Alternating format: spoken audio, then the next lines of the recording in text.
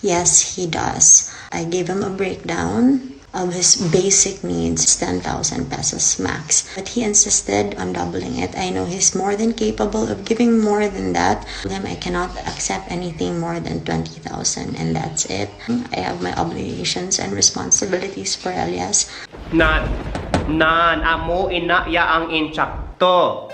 Nanay kag tatay responsable kag makasustento bis kan nagbulagay. Ang ginapaminsar ang buwas damlag sang ilang kabataan. Gani, pati do pepe pong kopras sa pamati, kay subo nga punto por punto ang pamangkot.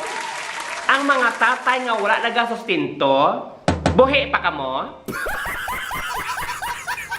Una nga punto, may ara gid mga ginikanan o kun mga amay nga estable sa trabaho, may kwarta, makasustento. Pero ginpili nila yang isa o kun duha lang yung ilang bata. Biskan makasarang sila magsustento, biskan pila pa ina. Amo ni silang dapat pamarisan. Kahit di makasarang, hindi nagpatuga-tuga lamang. Pero may disadvantage. Kaya nga, lalagson ini sila sang mga bigatlan. Mambal ka mo, no? Mambal ka mo nga ba ni mga bigatlan? Mga gagak, mga mango. No. Ang iba niya mga kirida, mga maalam. Kayong ilang na target? Mga businessman. May obra, makasarang para mahatag ang luho nila. Ang gagala nga kirida, ina nakabalo na siya nga tambay, kag wala obra, nagpakirida pa. Ikaduha nga punto. Ang mga ginikanan o kun ang amay nga wala obra. Pero ginahimo ang tanan para masustintuhan ang kinahanglan sang iyang kabataan. Biskan mangutang, nagadiskarte himuon ang tanan para mahatag ang ilang kinahanglan. Believe ko dira. Pero tani lang no advice man ang akon. Kon kabalo ka naging nga daw hindi ikaw kasarang, daw alang-alang ikaw no, daw hindi ikaw katantan sa pagpangabuhi, hagan-haganon. Isa o kung duha ka bata, okay na.